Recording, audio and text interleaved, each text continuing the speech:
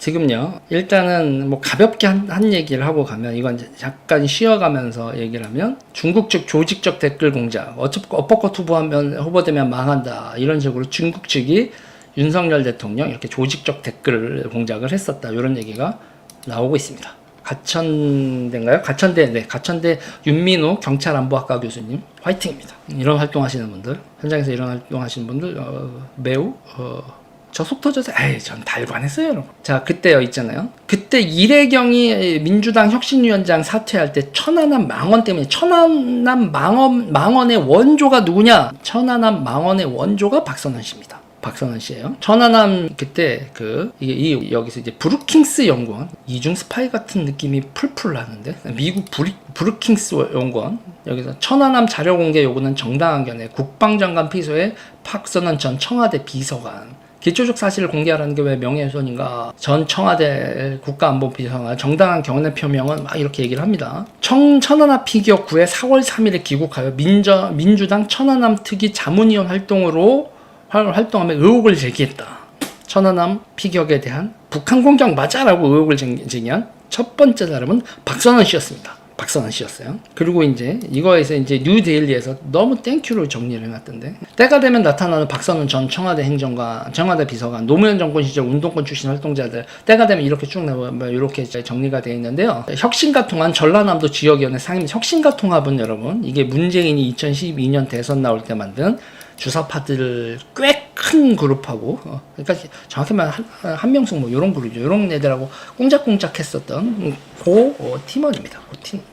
팀원 이렇게 돼요. 그러고 이제 2020년 6월 21일에 박선원이 반박, 천안함 사건과 관련해 나를 빨리 기소하라, 이런 보도를 했었던 사람이고요. 신문 민주 이렇게 보고서 이렇게 쭉 나왔었습니다. 재미 전문가 4명 이렇게 얘기하면서 박선원 이렇게 하면서 연세대 경영학과 학사 석사, 영국 워릭대학교 국제정치학 박사 전공 뭐 이렇게 되고, 재미학자들, 천안함의 진실 웹사이트 오픈 뭐 이렇게 되고요. 이렇습니다. 1심의 사건 국정원장 김순규 국정원장이었죠. 청와대 행정관 누구를 잡으러 갔는지 명확하진 않아요. 청와대 행정관이 그때 뭐였냐면, 우리나라 군사작전 계획, 보통 우리가 군대 갔을 때 전세규라고 부르죠. 그게 통째로 북한을 넘어갔었다. 그 의혹이 있었어요. 그거를 청와대 안보실 쪽에서 북한으로 그래서 뭐 난리가 났었다고 하는데, 그거였다는 것도 일단은 그게 유력하다는 거예요. 픽스로 말하긴 그렇지만, 전세규, 그러니까 우리나라 전투세부 시행규칙 전체가 북한으로 통으로 넘어가서 그걸 넘긴 놈을 잡으려고, 그때 그게 1심의 사건은 하이라이트였는데, 그때 국정원장이 잘렸어요.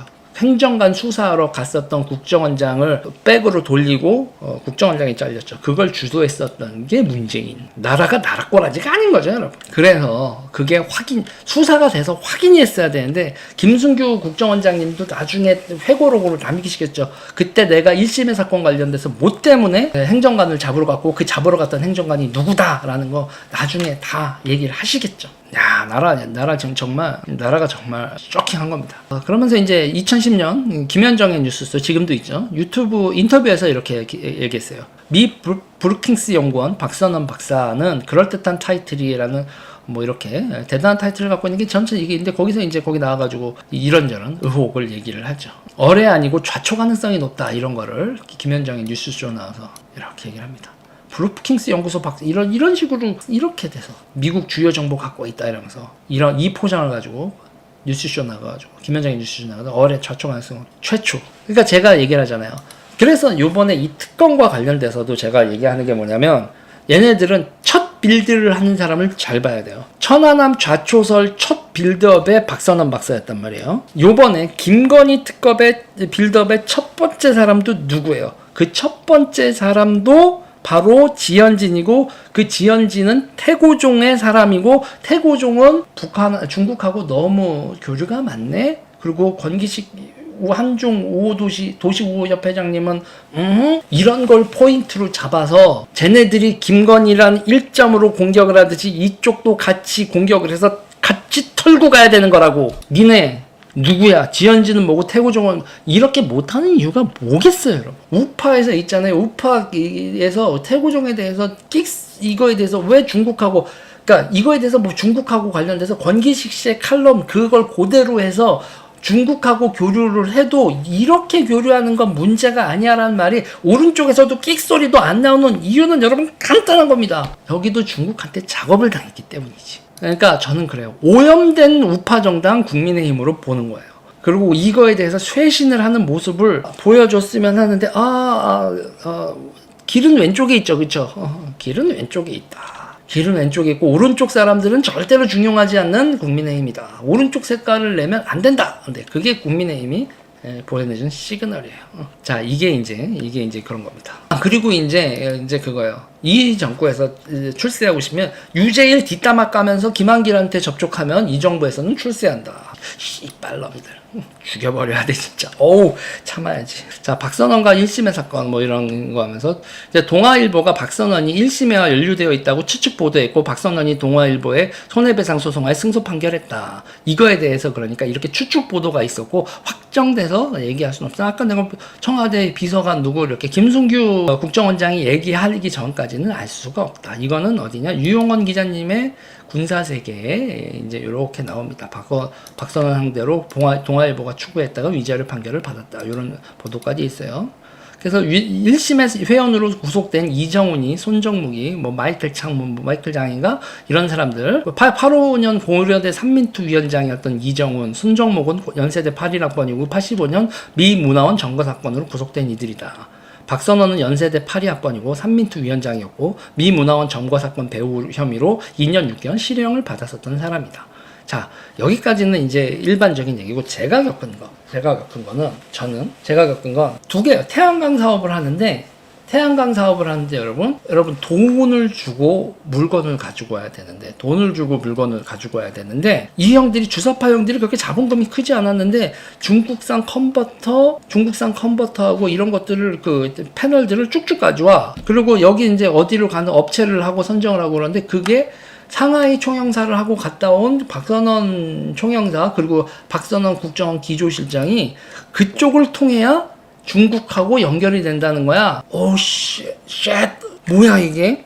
그리고 그러니까 제가 그러니까 중국은 우리한테 이쪽 애들한테 돈을 주진 않아요. 태양광 패널을 주면 그 태양광 패널로 나라 보조금을 바꿔 먹지. 제가 그걸 옆에서 보고 있다가 이건 아닌데 가장 결정적으로 컨버터 없다고 검사 나올 때 컨버터 붙였다가 저쪽으로 갈 때 컨버터 띄어서 컨버터 붙이고 막 이러고 다들 눈에 저도 90년대 학번이에요. 90년대 학번이고 민주당 지지자였어요. 그러면 80년대 학번들 혁명투사 민주화 투사에 대해서 경외심을 가지고 있었어요. 그래서 누구 옛날에 뭐 이렇게 유명하다 이런 거 아마 제일 유명한 또 죄송합니다. 허인혜 사장님. 제가 얼마 전에 중앙일보에서 컬럼 쓸 때는 허인혜 사장님하고 같이 사진 찍은 것도 제가 휙 공개를 해서 그랬는데 다들 눈깔이 돌아간 거야. 눈깔이 돌아갔는데 더 이상한 거야. 왜? 국정원 기조실장 쪽으로 통해야 패널과 그거를 하냐고. 상하이 6개월간. 그리고 더 웃긴 건 전기버스 사업이었어. 그리고 그 중에서 대가리들은 전기버스를 하고 잔챙이들이 태양광 풍력을 하고 대가리들이 그걸 한다는 거예요. 대가리들이 전기버스 사업을 한다는 거야. 그래서 제가 보면서 이거는 그러고 나서 이제 그럼 전기 오토바이도 있었는데 전기 오토바이는 나도 기억이 나는 거야. 이거 우리 몇 대씩 가져와서 팔자고 하는데 15,000대 하나당 200만 원, 300만 원, 나중엔 350만 원까지 갔나? 매년 그게 지원금이 쭉쭉쭉 늘어가면서 그거 팔아지기 시작하는 거야. 할당이 와요. 그리고 또 그걸 또 그러다가 누구한테 턴키를 넘기고 그래서 동네 그거 요새는 사라졌을 거예요, 여러분. 이렇게 편의점 앞에도 전기 오토바이 뭐 이렇게 해가지고 막 Y배너, X배너라고 하나요? X배너 이렇게 해서 광고도 많았을 거예요. 전화하면 뭐 한다. 제가 보면서 이게 뭐하는 개지랄이야? 그러고 돈 빼먹는 거예요. 그래도 꽤 한 사람들 40대 팔아먹으면 8천만 원인 거잖아요. 보조금으로. 그래서 100만 원짜리 오토바이 사다가 300만 원에 파는 건 말이 안 되잖아. 그래서 이제 막 그러고 그러다가 이거 이제 같이 털고 그러면서 이제 덕산 빌딩 털고 이런 거 이제 최우민 기자랑 같이 털기 시작하고 신나게 털고 그러다가 전혁수 최우민하고 전기버스 털었더니 그때 사장님이 와서 막 울면서 호소하고 왜 그래? 그러면서 그때 그 사장님이 울면서 한마디 했거든요. 문재인 거는 에디슨이란 말이야. 그 사람이, 그 사장님이 울면서 얘기하고, 그래 놓고서 이제 음주운전하고 가셔가지고, 저거 음주운전하고 간 거 우리한테 딱 찍었네 하고 그랬었던 그 사장님, 우리한테 시비 걸면 당장에, 아무튼. 그러고 이제 그 대구를 내뺐어. 그리고 그 사람이 울면서 얘기했었던, 왜 그래? 문재인 거는, 에디슨이 문재인 거고, 그게 몸통인데 나한테 왜 그래? 난 잔쟁이야. 울면서 호소를 하더라고. 전기버스를 봤더니, 그래? 에디슨? 그러고 에디슨을 봤지. 그랬더니, 가관인 거야. 그게 그렇게 됐었던 얘기입니다. 그렇게. 그러니까 어떻게 돼요? 그러니까 ESG라고 하면서 태양 막 이렇게 얘기를 하는 거에서 너무들 하잖아. 그래서 저는 그때 뭐 명예훼손으로 걸리고 내가 감옥에 가면 가는데 니네들 이러는 거는 못 참겠다. 그리고 내가 아직도 말하지 않은 것, 니네들하고 하면은 뭐 드루킹 뭐 시절부터 팬클럽부터 시작해서 이 개새끼들 문재인 쪽에서도 제가 저 새끼를 죽이지도 못하고 살리지도 못하고. 이재명 대표님 저한테 텔레그램 보냈던 거 기억나죠? 함부로 나 건들지 맙시다. 나도 거기까지는 안 갈게. 나도 니들이 나한테 자객 보낼 정도까지는 안 갈 테니까 너희도 어설프게 뭐 나한테 뭐 고소질을 한다거나 기타 등등 내 말이 허위 뭐 이건 끝난 전쟁이니까 그랬었죠. 그러고 나서 이제 제가 뭐라고 리포트를 했더니 김경률 회계사한테 전화해서, 후배니까 박선원 그때 기조실장, 국정원 기조실장이 김경률 회계사한테 전화해서 너 쌍욕을 막 하려고 했더니 너야 이 새끼야. 근데 제가 방송 켜고 나다 이 새끼야 그랬지. 왜 씨발 나라고 이 씨발 고소해 막 그랬더니 무슨 못하대? 그러고 넘어갔었습니다. 여러분, 문재인 정부에서 현직 국정원 기조실장하고 그렇게 맞짱을 뜰 때 슈퍼챗 많이 터지고 막 하면서 야 유재를 잘한다 그러셨었는데 저는요 정말 개쫄렸었거든요. 그러고 정권이 바뀌고 난 다음에 뭔가 이렇게 있잖아요. 목숨을 걸고 이렇게 사선을 넘어온 다음에 뭔가 긴장이 확 풀리더라고. 이제 됐지. 그러면서 이제 됐어. 이제 나 용산하고 여의도에 이런 거에 뭐 단체 후원금 되겠다 뭐다 이런 거 내가 사람들한테 이거 받을까요 말까요? 얘기하기도 싫어. 씨발 나 몰라. 뭐 이렇게 되는 상황이었는데 이제 다 귀찮아. 나한테 전화 와가지고 농공행사하는데 무슨 자리를 알아봐 줘야 될 거 아니야. 그래서 몰라 씨발 알아서 해. 그러고 이제 난 무조건 그냥 여기 있기가 싫은 거야. 저도 대통령 되는데 좋았는데요. 저도 그래서 무슨 한 자리를 하려고 그러셨던 거였나요? 뭐 이러고 이제 내가 쌩까고 이제 그랬는데 그러고 나서 지금 꼬라지를 보면서 이게 이 꼬라지를 보려고 내가 이 꼬라지를 보려고 그랬나? 그리고 다시 박선원이 4번 영입으로 되고 저 정의찬 뭐 강유원 이런 사람들이 이재명의 측근이 돼서 전면 배치돼서 정의찬은 그렇다 치고 뭐 강유원 뭐 해가지고 이런 식으로 전면에 이제 실세로 등장하는 이런 시대에 내가 와우. 이건 제가 그래요. 이건 내 팔자는 팔자인데, 이 팔자하고는 상관없이 어떻게든 저는 이 나라가 좌경화되는, 내가 이렇게 말하면서, 이렇게 말하면 완전 그것처럼, 나 극우할래, 그냥 극우할래.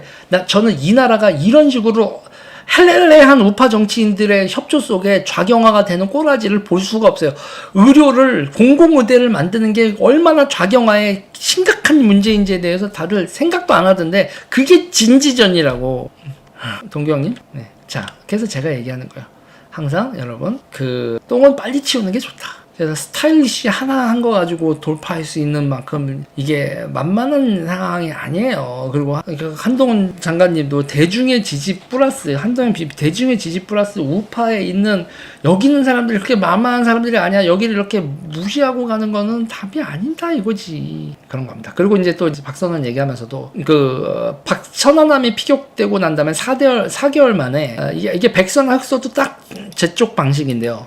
천안함을 묻는다. 의문과 쟁점. 이렇게 해서 각계 전문가 14명 이러면서 이제 이 전문가 14명에 묻는다 그러면서 박선원이 등장을 합니다. 더불어 박선원은 좌초와 기뢰는 침몰 원인이 될 수가 없는가를 통해 외부 폭발에 대한 다양한 문제 제기를 제시하여 어뢰 폭발 이외의 가능성을 탐색했다. 다시 말해 사고 당시 항적의 오류 이렇게 쭉 얘기를 했다. 이게 여기에서 이제 이 책이 있어요. 얘네들이 했었던 이 책에도 이 책 안에 박선원의 얘기가 나옵니다. 천안을 묻는다. 의문과 쟁점. 다시 말씀드리지만 여러분 저는 2017년 대선이 끝나고 2018년 그리고 2018년 2019년 그 2년 동안 제 눈앞에서 보여줬었던 왼쪽 새끼들의 개 병신 같은 개지랄이 아니었으면 아직도 왼쪽을 하고 있을 그런 똥멍청이 새끼입니다. 그 똥멍청이가 그 눈앞에서 얘네들이 돈에 눈깔이 돌아가 있는 거 보고, 그리고 얘네들이 하자는 대로 하면 나라 망가겠구나를 하고, 그리고 그때 이제 여러 가지에 있어서 제가 이제 제일 큰 그거는 이 위안부 문제라든지 이 문제에 있어서 역사적으로 제가 궁금하고 탐구 이게 제 궁금증과 제 물음표를 해소시켜 준 게 이우현 박사. 그래서 제가 민주당 스피커일 때도 가가지고 제가 그랬어요. 윤미향하고 얘네들한테 낚이지 말라고. 제가 윤미향 공천을 막으려고 하다가 민주당에서 작살이 났거든. 저거 다 사기꾼이야! 라고 얘기를 했다가 극우 새끼라고. 그래서 내가, 그래서 이제 이우현 박사님, 낙성대 연구소의 이우현 박사님하고 인터뷰를 하면서 이렇게 민주당 스피커. 그래서 나는 민족문제 연구소 사람들이 이우현 박사의 이 문제 제기에 대해서 응답이 있길 바란다. 이렇게 방송을 했다가 저 새끼 죽여라, 살아라. 그래서 내가, 진실을 쫓는 것은 이렇게 어려운 것인가. 그리고 거기다가도 드루킹이 어쩌고 다닌대요. 지금 형들이 어쩌고 다닌대요. 이러고 있으면 정권 무너지겠는데 하고 이거 나발 불고 다녔는데 결국은 그 칼이 돌아와서 형들이 그렇게 처먹는 게 뭐가 문제인데 이 새끼야 네가 왜 지랄이야 하면서 저한테 내가 그때 백원호 보고 있냐? 씨발 백원호 당신이 내가 쓴 리포트를 보긴 봤을까? 족같다 진짜 씨발. 이 중간에 이 새끼들이 컷을 했을 것 같은데. 백원은 나 필요할 때 나 많이 부려먹었잖아. 기억나나 민정비서관님? 씨발. 내가 지금 어디까지 얘기하고 있는 거야? 나 선을 넘었나? 그리고 박선원하고 밀착돼 있는 관계는 박선원과 송영길에 밀착된 거는 저는 사실은 이거는 이제 둘이 구슬 같이 한다는 게 첫 번째 제보였어요. 씨발. 둘이 굿하고 있대. 그 부산에 누구랑 이렇게 같이 굿을 하고 있대. 뺑뺑뺑뺑. 문재인이 대통령 되게 해달라고 막 굿하고 있었. 뭐 그랬었다. 앤드 뭐 자기네들 잘 되라고 굿하라. 뭐 이런 얘기. 굿하는 멤버들이 있어. 그 사이비 종교 집단하고. 박선원 씨? 그래서 박선원이 이제 연세대 경영학과 82학번이고 3민투 연세대 위원장이었고, 송영길은 81학번 선배고 연세대 경영학과고 둘 다 85년 연세대 총학생회장을 했었고, 연세대 총학생회장하고 3민투 위원장으로 우리 그때부터 꿍짝꿍짝 하더니 20대부터 꿍짝꿍짝 지금까지도 송영길이 인천시장 할 때도 꿍짝꿍짝하고 그랬죠. 그리고 이제 서훈하고 박선원이 같이 움직였었고, 2007년 남북 정상회담의 실무자가 서훈과 박선원 둘이었고요. 2012년 민주통합당 전남 나주 화순 국회의원 경선에서 탈락을 했죠. 그리고 2017년 대선에서 문재인과 함께 서훈하고 같이 안보상황단으로 들어왔었던 사람이다. 2012년부터 2017년에는 뭐 하고 있었냐? 그거 이제 공식 프로필에 잘 안 나오지만 인천시장 밑에서 인천시에서 그 자리를 하고 있었죠. 뭐 요런 관계다. 그래서 이제 국제협력 투자유치 특별보좌관으로 위촉한 게 2012년 7월 20일. 송영길아 박선원 씨도 송영길 씨 당신이 쪽팔린 거야. 그 프로필을 자꾸 빼. 이때 2012년부터 2017년까지 2012년에 송영길 국제협력 투자유치 특별위원회 보좌관을 했고, 그때 특별히 투자 유치한다고 하면서 어느 나라에 투자를 유치하려고 그렇게 노력을 하고 뭐 왔다 갔다 교류하고 했었지. 인천발전연구원 소속이었다. 그랬었다. 그리고 미단시티 개발이라는 주식회사 미단시티 개발의 대표이사가 됐죠. 2014년에. 그러면서 뭐 한다고. 이거는 이제 경인일보로 보면 이런 건 지역신문에 가야 나옵니다, 여러분. 그러고 이제 뭘 하냐? 외국계 카지노로 가라. 미단시티 개발 박선씨.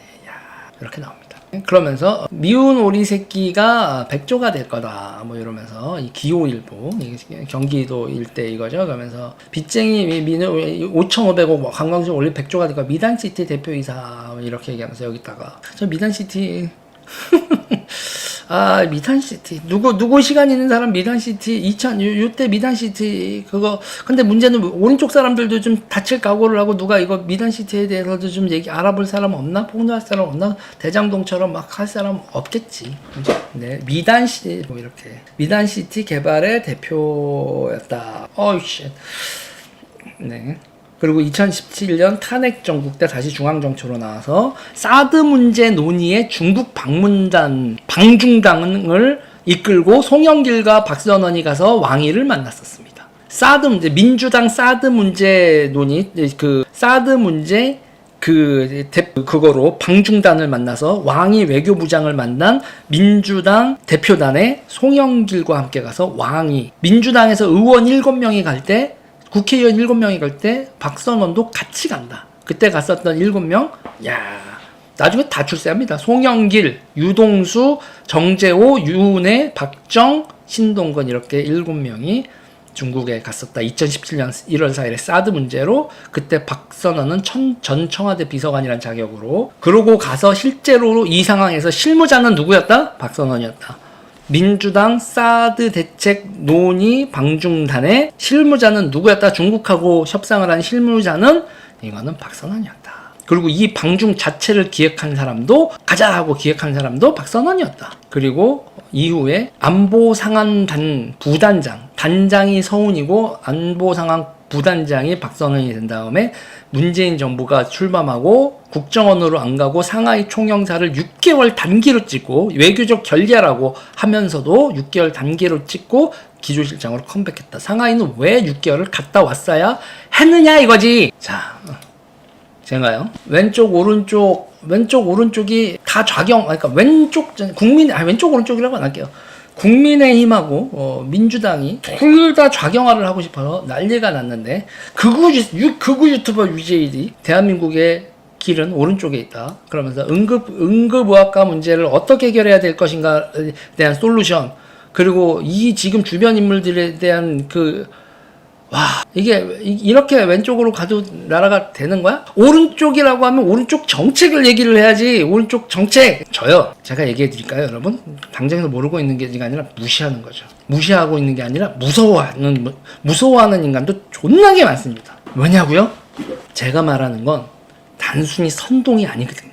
여러분들 많은 부분에서 씨발 내 대가리 깨진다. 우파 지지자들을 진짜 우파로 만들고 있는 나름 저는 교육방송이라고 생각합니다. 그냥 막연하게 좋다 싫다 나쁜 놈 이거를 정치를 선악구조로 가는 게 아니라 정책 그리고 방향 우리의 삶 이런 거랑 직결되어 있는 정책이 어떻게 우리의 삶과 연결되고 되는가, 그리고 누구의 직업군 기타 등등 의사들의 삶 우리의 환자들의 삶 내지는 또 여기 제가 얘기하는 투자자의 삶 기타 등등과 정치가 어떻게 관련이 되어 있는가, 물류 별의별 것까지 다 해집고 다니면서 현장 전문가한테 얘기를 듣고 다니는 유재일 되겠습니다. 오늘도 얘기 듣고 오느냐고 운전을 한 200km 했습니다.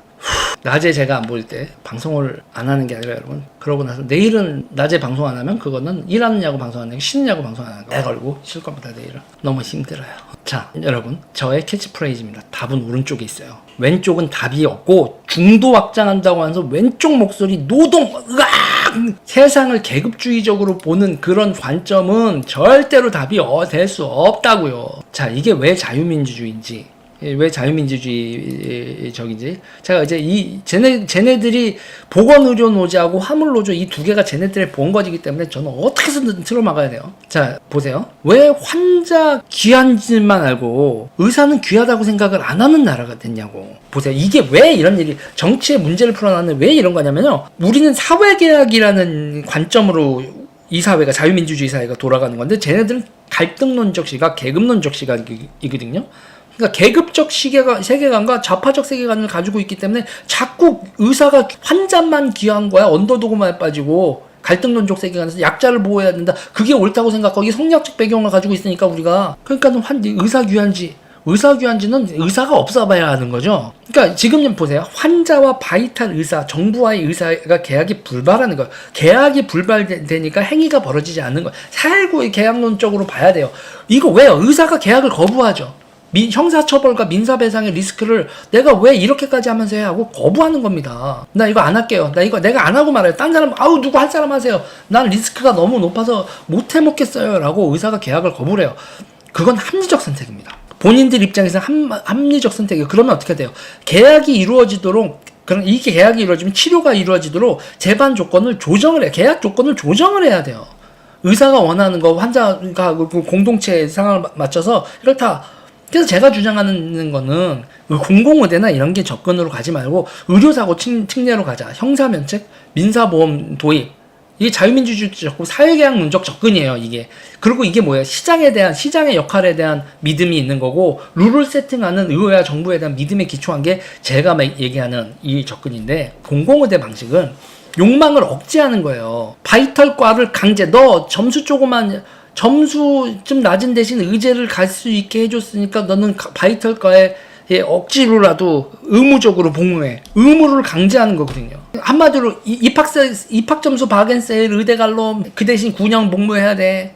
저요 하면은 국가적 강제, 계급주의, 그리고 국가주의, 국가의 힘으로 찍어 누른다. 이런 거로 간다고요. 계급주의와 국가주의적으로 접근을 하는 게 공공의대라는 거예요. 이게 이제 왼쪽 오른쪽에서 다 답인양 얘기하는 게 이건요. 말이 안 되는 거죠. 저는 개인주의, 시장주의, 그리고 사회 계약론적 접근을 하자 이거예요. 이걸 쉽게 생각하면 너 같으면 하겠냐? 제가 다시 말하지만 자유민주주의에 답이 있는 겁니다. 자유민주주의. 이 문제에 있어서도 계급주의적 접근, 국가주의적 강제가 답은 될 수 없고, 사회적 계약, 열심히 일할 수 있도록 보상체계를 갖추고 유발하는 거지, 강제, 그리고 뭐 감동적인 말 한마디, 명분, 우상숭배, 이런 거로 문제가 해결되면 그건 자유민주주의가 아니라고. 저는 우리가 국가에 대해서 책임 있는 정치 세력, 그리고 우리 국민들한테 어떤 식으로 문제를 해결해야 될지, 지금 저는 제가 말하는 이 내용이 윤석열 정부가 귓구멍을 뚫고 들을 때까지 야 이 새끼들아, 니들이 우파라고 짓거리지만 왜 행동을 좌파라고, 좌파 진지전을 네가 왜 해줘 윤석열과 이 바보들아, 제가 지랄하고 있는 거예요. 한동훈 너까지 이러냐? 이러는 겁니다. 너까지 이럴래? 한동훈은 우리의 희망이다 그랬는데 당신까지 이럴래요? 진짜 열받아서 못 살겠다 진짜. 똥오주문 가시자. 누가 당신들 목숨을 구해줬는데, 누가, 어떤 사람들이 문재인, 이재명, 이해찬 이런 칼날들로부터 윤석열, 한동훈, 김건희를 구해줬는데, 그 사람들, 구해준 사람들 등에다가 칼을 꼽으면은 당신들이 무덤 파는 거야. 왼쪽에 답이 있지 않아. 오른쪽에 답이 있다고. 말로만 자유민주주의냐? 정말 답답해 뒤지겠네. 이거는 이번 총선이, 여러분, 이번 총선이 진짜 한동훈의 스타일리시한 것만으로 승부가 되는지, 정책적으로나 우양우가 답일지 좌양좌가 답일지, 나는 우양우가 답일세. 한동훈도 지금 좌양자가 답이라고 생각을 하는 거고. 똑똑한 사람들이 어느 때 보면 정말 답답하네. 의견이 다른 거겠죠. 의견이 다른 겁니다. 여러분은 어떻게 생각하십니까? 족밥 유재일 새끼의 개소리라고 다 나를 고립을 시키고 있다고 해도, 저는요 여러분, 현장의 사람들이 내 편이라는 게 어느 정도로 파워풀한, 권력투쟁에서 파워풀한 힘을 발휘하는지, 대통령과 그리고 지지자들이 지지를 했었다라는 지지에 대한 청구서가 얼마나 비싼지 내가 보여주겠어. 이때까지 대한민국 국민들의 지지를 존나게 싸게 생각하는데, 쟤네들은 나 좋아하고 우상숭배하니까 찍어준 거지. 내가 대한민국 유권자의 지지한 한 표가 얼마나 비싼 건지에 대해서 이러다 내가 뒤질 것 같긴 한데, 어쨌든 저는 절대로 굴하지 않겠습니다. 모두가 나를 욕해도 나는 내 노선을 믿고 간다. 여기까지 하겠습니다.